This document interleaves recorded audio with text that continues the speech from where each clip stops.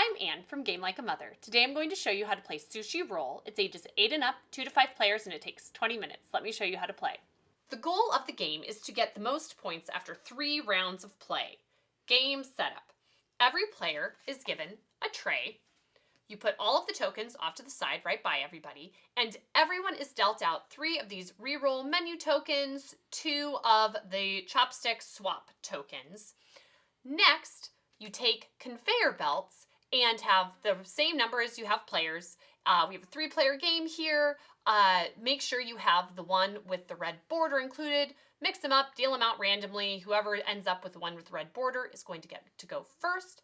And then finally, for this 3-player game, each player pulls out 7 dice from this bag. If we were playing a 2-player game, it would have been 8 dice per player. If you were playing a 4-player game, it would have been 6 dice. And for a 5-player game, it's 5 dice. You're ready to start playing. Everyone simultaneously rolls their dice and then places them back on their conveyor belt. So they'll just say this is what their dice rolls were. At this point, red conveyor belt gets to go first. And first things first, they have the choice to use one of these tokens.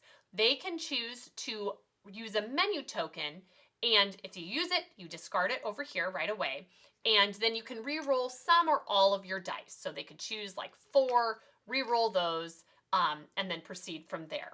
Or they could use a swap, which means, and let's just show how that would work here. So we'll say they're placing that in because they're really excited about this wasabi, and they're going to give them a little pudding instead. When you use a swap, you cannot reorient or re-roll any of the dice pictured. You just swap them exactly as they are and place them on your conveyor belts. Phase 1 of your turn, you get to decide whether or not you use these tokens. Phase 2, select a die. So this person's going to go ahead and select this one. It's this person's turn. If they choose not use any of those, they're going to just go ahead and pick this one. Then it's this player's turn. We'll say they picked this one. They immediately get put-in tokens that go along with that. And then it is time to pass the conveyor belts along. And now it is this player, red conveyor belt, goes first. Everyone rolls their dice at this point. Yes, I know. You all roll your dice at this point, and we'll say they re-rolled and it all magically ended up on the same sides again. And then it's this person's turn to go first, red conveyor belt, and they can choose to use one of these. We'll just say they go ahead and take one of these, get a couple pudding tokens. This person is getting a chopstick token. Oh, I already had it over there. And then this player, if you already have a nigiri, if you take one of the sashimi, they go right on top of it, and you can't wait for a higher scoring one, although this is very good. This scores 3. But you couldn't wait if there was a littler one. If you take it, it goes directly on top of this. And then you just keep on passing them, re-rolling each time it gets passed along, and you continue until all of the dice have been selected, and then it is time to score. Here's what the end of a round might look like. All of the conveyor belts are empty, and it is time to score. I'm going to just walk you through. Basically, your tray has the scoring on it.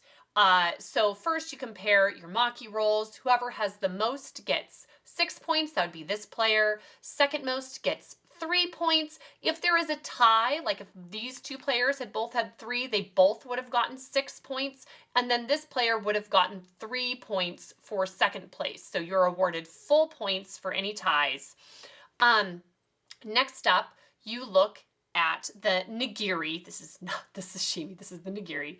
And you score those one by one. This one on top of the wasabi is multiplied by 3, which is pretty great because it's a squid and it's worth 3 points already. So this is worth 9 points. And then the rest you just total up individually. You're taking these scoring tokens as you go along. And then next up, you're going to go ahead and look at your appetizers, which are scored as sets. So if you have, these are dumplings, this player has just 1, which is worth 2 points. If they had had 3, then that would have been worth 8 points total, those 3 dumplings. If they had managed to get 4, that would have been worth 8 points, and then plus another 2 points for the next set they were starting. So a total of 10 points if they had gotten 4. And so you score up all of the rest of those. There's tempura as well, and sashimi that didn't make it out here this time. So the tempura for this, there's 2 of them. So this one would be 5 points for that. And you aren't getting any points for the pudding or any chopsticks or menu token dice at this point. There are points available at the end of the 3rd round, which I'll show you.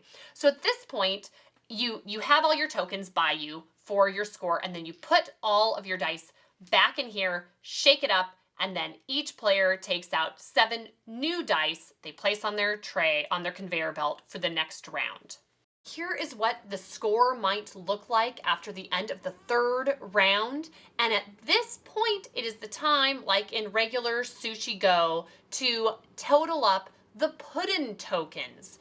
And as you can see, this player has way more pudding tokens than anyone else, so they get an extra 6 points for that.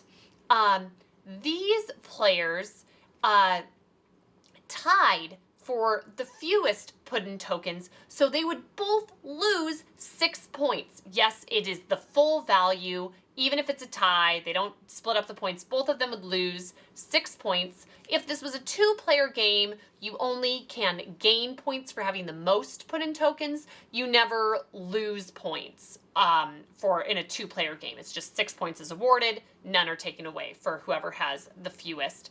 And then finally, you get 1 point per 2 of these menu and chopstick tokens that are left. So this player would get 1 point for what they had left, and this player, they only have the 3, so they would get 1 point for that.